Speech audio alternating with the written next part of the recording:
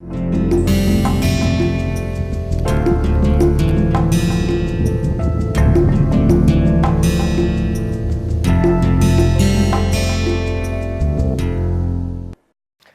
and welcome back.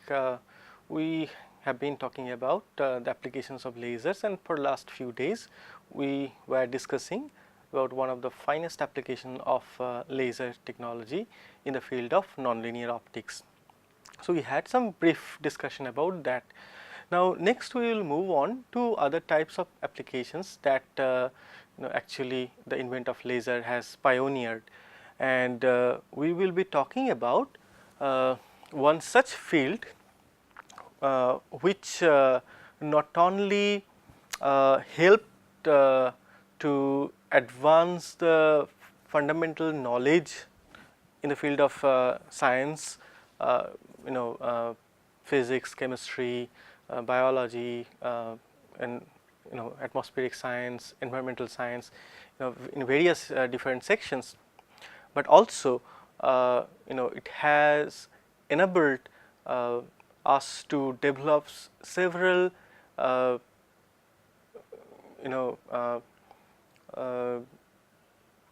sensing or detection devices based on which can provide sensing and detection of several analytes of interest. So we are going to talk about spectroscopy.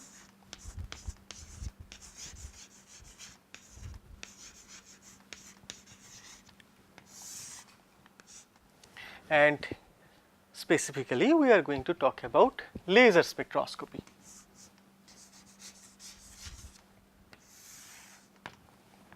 So in the field of spectroscopy, wherever the laser is used, we will call it as a laser spectroscopy. Now what is spectroscopy first? Spectroscopy is essentially the study of the wavelength or frequency dependence of optical responses from any substance which gains or releases energy when it interacts with light. So light matter interaction can give rise to some detectable signal which falls in the regime of spectroscopy. And as I said, this spectroscopy not only helps us to understand several aspects of light matter interaction, or for that matter structure or property of material for fundamental interest, but also it can provide us a way to devise tools for practical purposes. So what are the different applications that we can think of using spectroscopy, and mainly driven by the laser? So we will start with one such technique which is known as LIDAR.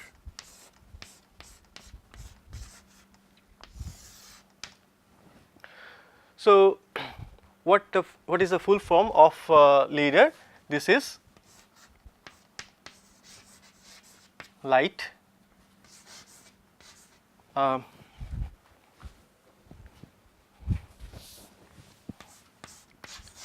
detection and ranging. So this is how this term LIDAR is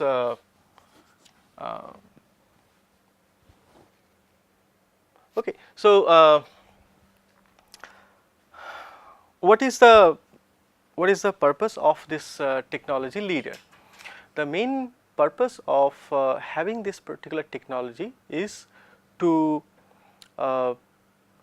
measure the distance at which one particular analyte is present, and also by what amount. Okay. So, that is why this term ranging is there. So, this gives you an idea like how far is my analyte present from me. So, suppose some observer is standing here, and far away in the cloud there are certain analytes present and you would like to know, and you can see that this can be really at far distance. It can be few kilometers to tens of kilometers away from you, and you would like to know, suppose, what is the amount of sulfur dioxide in that particular cloud or in that particular region of interest. Okay. So, there you use this particular technique, LIDAR. So, how it actually works? Okay. So, let us talk about that one a little bit.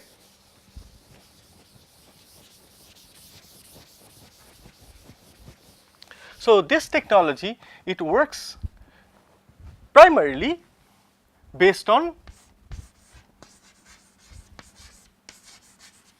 light scattering.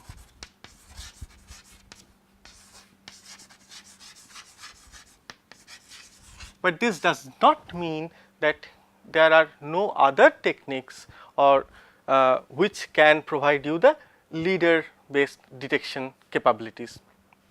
It can be other things like fluorescence, it can be Raman scattering, it can be absorption, various other things are possible. But it started with detecting the scattering of light from your analyte. So, first let us have a look at the okay. So, let it be here. So, first let us look at the way the experiment is done. Okay. So, we will talk about the experimental setup. So, okay, before going to the experimental setup, you can ask this question that why do I need laser to do this one? Okay. Why can't I use conventional light source? So, the answer will come if you look at the experimental arrangement immediately. So, first, as light source you use a laser.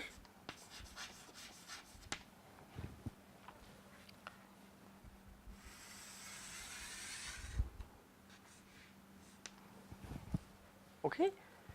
And then whatever the analyte is there, suppose it is aimed at, say again, cloud.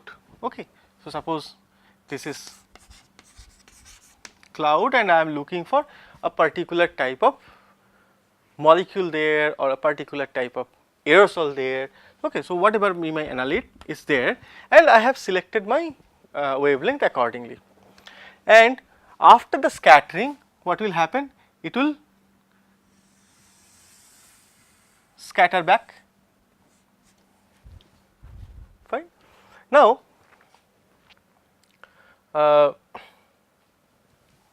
if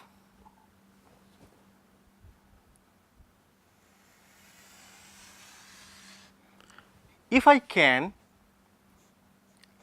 use a telescopic setup, because it is coming from a very far distance. So, I mentioned particularly this cloud, and if you are standing on the earth surface and trying to measure something in the cloud, you are at a far distance, and then if you want to detect light, you have to have a telescopic arrangement, right. So, if you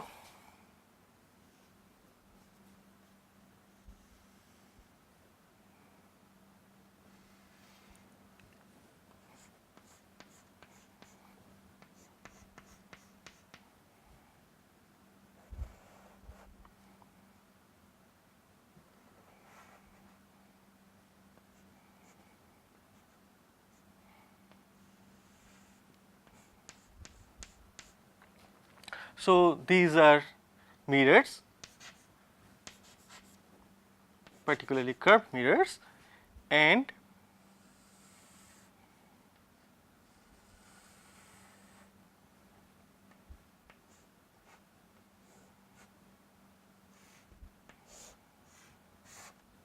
this is your detector. So, this particular arrangement is a telescopic arrangement. Okay. So, instead of using a lens, we are using curved mirror. Okay. So, that can do the same functionality as it can do the same function as that of the lenses. So, what I am doing? I am allowing the laser light to go and interact with some material at a far distance, and then the scattered light from that light matter interaction is now detected by a telescope and then sent it to detector for generating signal. Now, you see, if suppose this distance is 10 kilometer, I am giving you an arbitrary number. Okay. Suppose this distance is 10 kilometer or say 100 kilometer, and if you use a conventional light source, will the light reach there? The answer is no, because it is so divergent and the intensity of the conventional light source is so low that before even reaching there it will be lost.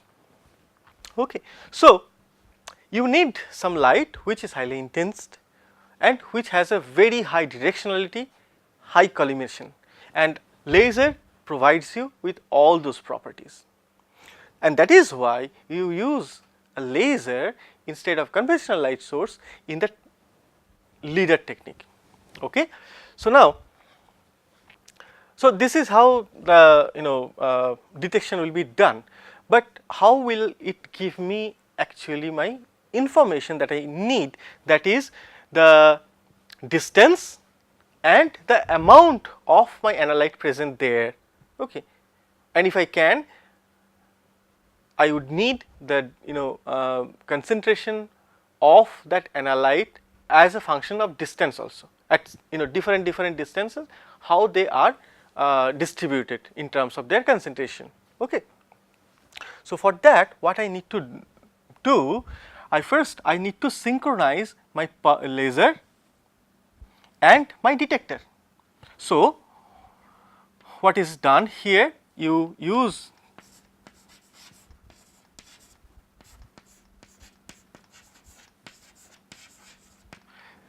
the pulse trigger technique to couple the laser and also the detector through an integrator which is known as boxcar integrator. We are not going into the details of these parts.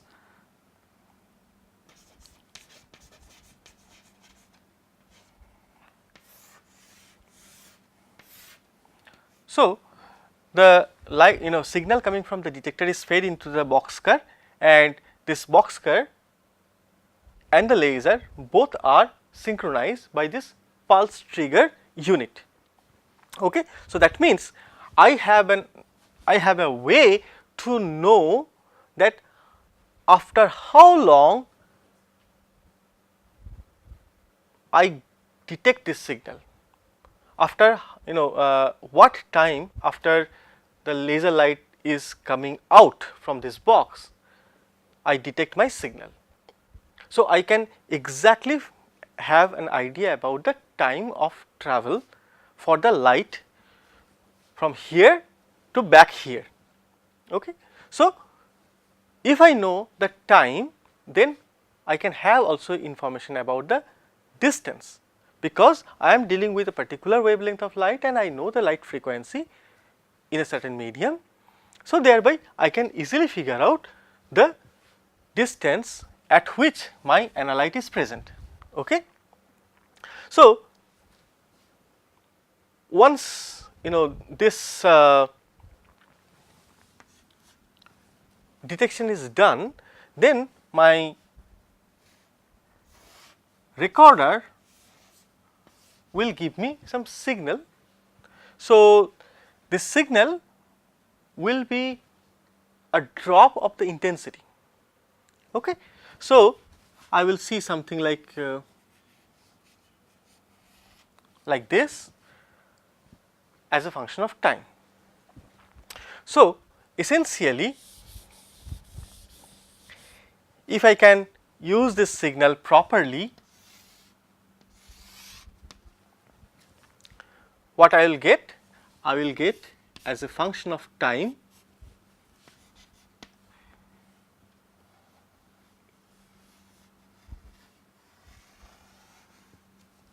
some signal. Okay.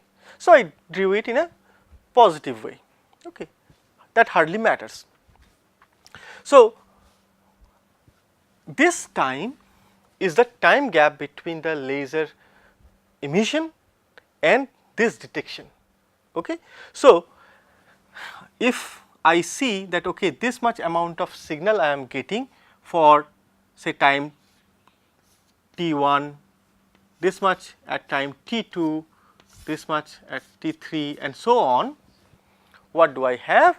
I can find out the corresponding distance, and then I can find out that how much light is collected at that particular time, and that means it is coming due to the scattering. So, how many of that particular analyte is there, that is also possible to calculate. So, I get both of the information, fine. Now, at this point I should also know that okay, this is a fantastic thing, but what is the limitation? Okay. So, the limitation is hidden here at this point. So, this detector is the source of the limitation. Okay. So, every detector has a particular response time. Okay. So, it takes certain amount of time to give you the signal, and if suppose this response time of this detector, sometime it is also called rise time, if suppose it is like say 10 nanosecond. So, what does that mean? That means that I will have an error in my time measurement by this much amount of time roughly. So, I also know that how much is the distance that a light travels in that particular time. So, thereby I can calculate the error in the distance that I am measuring. So, suppose this distance is like say 10 kilometers or 50 kilometers or 100 meters, whatever that is, I will have an error corresponding to this time. Okay. So, that means a distance of few meters. So, if I use a detector which is having a response time of few nanosecond, that will always limit my detection or say I should say that will have an error in my measurement by a few meters. Now, you imagine if I am trying to deal with something like at that distance of 100 kilometers, few meter is nothing. So, in that way this ranging technique is really amazing, and this has revolutionized the environmental science and different aspects of chemistry and also physics, where people and also like other areas of sciences where people want to know about a particular analyte which is important to us. I will give you examples immediately. Say for example, I want to know how much is the amount of ozone in upper atmosphere and how this ozone is distributed as a function of distance from the ground level. Okay. Why do I need that first place? Say for example, ozone is very crucial for our life. How? Because there is an ozone layer in the stratosphere which blocks all the UV light which are harmful for us from entering, right. So, sunlight has UV light also, and the ozone actually blocks those UV lights from entering the atmosphere. So, we are safe. Now, because of several reasons, ozone layer is getting depleted, okay, because of the emission of the factories, and there are use of certain molecules which produces radical which drastically destroys the ozone layer, and that creates trouble for the human life. Okay. So, we need to know at different parts of the atmosphere around the globe how the ozone is distributed in the atmosphere. You can use this LIDAR technique, and actually that is used regularly to monitor the health condition of the upper stratosphere levels where ozone is there, and you can figure out that how much ozone is there. Is there any region where there is a high depletion of ozone in the stratosphere? And if you know that by using this LIDAR technique, then you also know that through that region how much UV light is entering, okay, and how harmful that is for us. So, you can see that this one particular technique which has been really come into the existence due to the invention of laser has been helping the mankind in so many different ways. Okay. If I give you another example, there are several volcanoes, active or passive, around the world. Now, you do not know when a volcano is going to erupt, right? It is unpredictable. But using this technique, people are trying to develop quite a bit of a predictive understanding of the volcanic eruption. How? Because this volcanoes, when they erupt, they release a lot of gases. So, for example, sulfur dioxide, a lot of sulfur contents are there.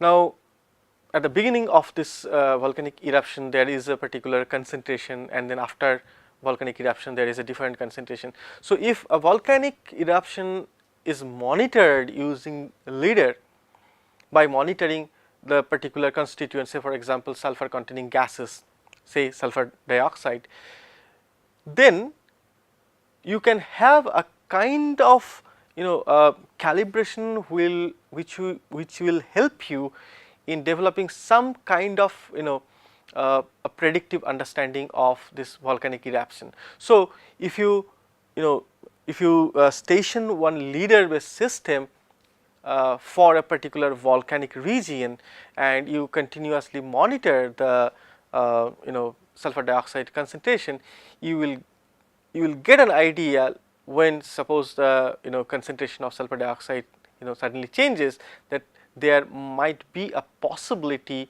of a volcanic eruption soon. Okay.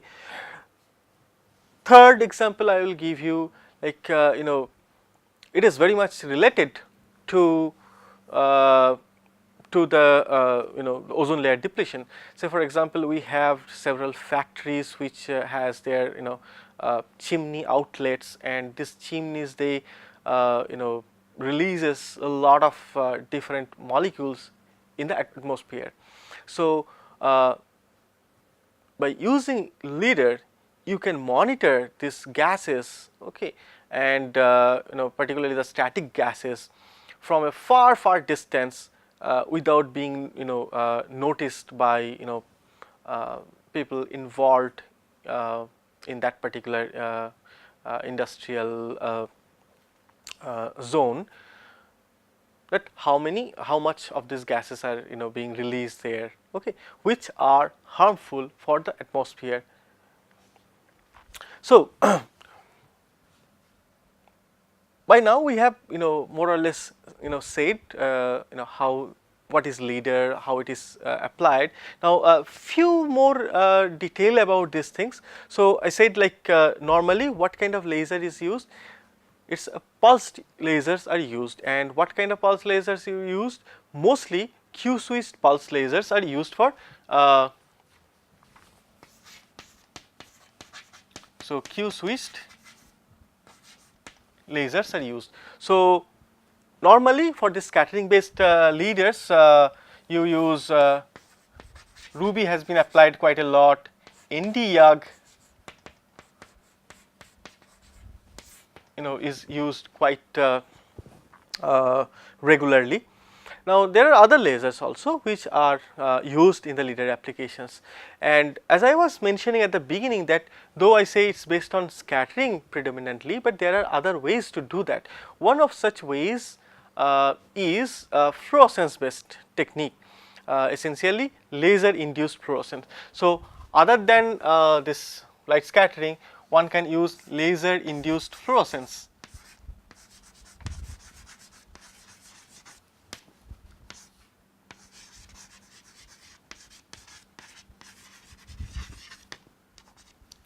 Okay.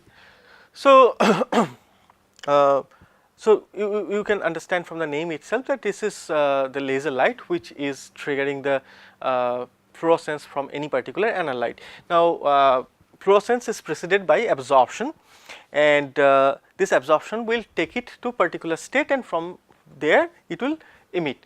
Now, from this scheme you can understand that the light which comes out from this particular analyte, it should come quite fast. Okay. So, that is why scattering is so popular, because scattering happens instantaneously. Okay. So, there is no time lag, and I know that this is limited by the detector response and also from the by the laser pulse width. So, QC Nd:YAG lasers, they are in the order of say a few nanoseconds, 10 nanoseconds say roughly. So, I must take care of few things if I want to use the laser induced fluorescence as my probe in the LIDAR technique. What are those? That I should not have excitation to states which are really long lived. So, the excitation must take the molecules, that is my analyte, to a very short lived states. From there it will emit within few nanoseconds. Okay. So, they should have nanosecond lifetimes. So, this is the limitation of this laser induced fluorescence, but they can be they are used in several particular cases, and for specific molecules which are very good in showing laser induced fluorescence, they are monitored by LIDAR based on LIF or laser induced fluorescence. Third, what we can do, we can use absorption as our probe. So, third is absorption, and specifically we use differential absorption. What is that? So, so far whatever I talked about in LIDAR technique based on scattering, you can pretty much use any wavelength of light. At least I mean the light wavelength should be such that the scattering cross section is not too low. When I go for absorption based technique, then I must be having a way to tune my laser wavelength so that it overlaps with the absorption spectrum of the analyte. So, essentially what it is done, instead of one laser wavelength, two laser wavelengths are used. One wavelength just provides you the information based on scattering, and the other wavelength gives you the absorption. So, what happens in that case? The the scattering wavelength will give you a signal like this, and absorption wavelength, it will suffer absorption by the analyte. So, thereby the scattering intensity will drop. So, from these two different wavelength, I can easily figure out what is the concentration of a particular analyte at a particular region, okay, in a much better way. Fine. So, apart from these three, there are also other techniques like Raman spectroscopy. So, many of you probably know what Raman scattering is, but in case you do not know, I will very briefly I will talk about that one. So, if your molecule is in the ground state and if you bring in a very high power light, that is with high electric field, it will force the molecule to take that field and go somewhere. There may not be any real state. So, we write it as a virtual state, and from there it will scatter back, and the molecular ground state, which is an electronic state to start with, they will have different vibrational levels. Okay. So, this is very simply drawn. The vibrational levels that I am drawing looks like they are equispaced, but actually they are not. Okay. So, this is just a simple drawing for your understanding, and within the vibrational state you will have several rotational states, correct.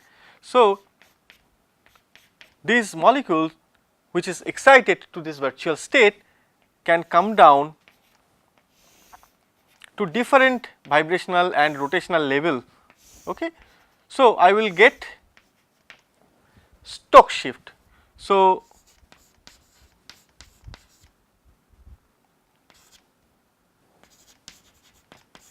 I will get Stokes shift in my scattering signal, and this is a Raman scattering. Okay. I can also have anti-Stokes, which will give you more energy than your initial photon energy.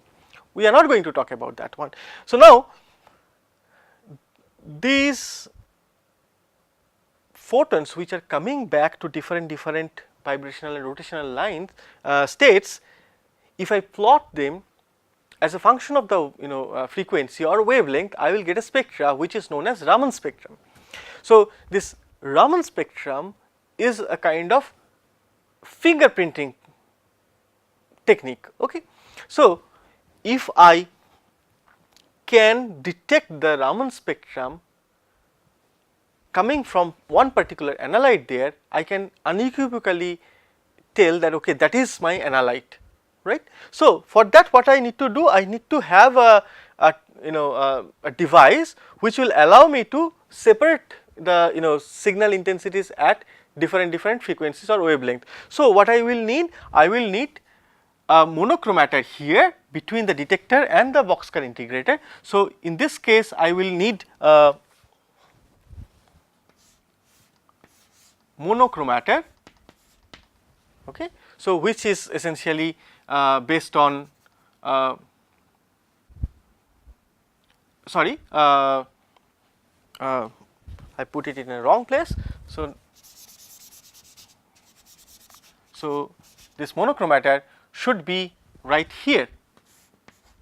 Okay. So, here should be the monochromator which has a grating, and that will disperse different wavelengths, and I will exactly know what is my spectra of the molecule. Okay.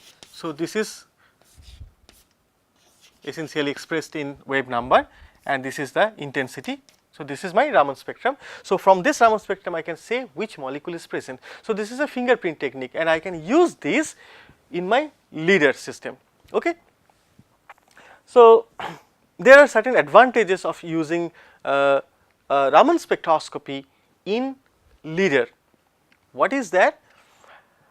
Not only I can unequivocally say which particular analyte is present, but also several other things. I will give you one example. If I want to know about the temperature of say certain gases at a particular region, say in the atmosphere, upper atmosphere, anywhere, say above a volcano, I can do that if I can do an analysis of the rotational Raman line intensities. Okay. So, by doing rotation line analysis of rotational Raman, okay. So, I said like there are vibrational rotational states there within an electronic state. So, I can have vibrational Raman, I can have rotational Raman, altogether I can have rho vibrational Raman spectra, and from the rotational line intensities I can also get an idea of the temperature of the analyte, that is the analyte is at a particular environment which has particular temperature, and the molecule will be in that particular temperature bath. So, if I know the temperature of that particular molecule, I can get an idea about the temperature in that region. Okay. So, this is a wonderful application of a laser based technique LIDAR, by which I can not only find out the presence of an analyte at a very far distance, I can detect it. I can detect it with a very high sensitivity. I can go to like ppm, ppb, even ppt level, okay, without requiring to be present at the place of that analyte, but one can be at very far distance, as far as 100 kilometers, and we can find out what is the amount of that particular analyte there, not only the presence, okay, and we can also find out about the environment of that analyte, such as the temperatures surrounding region.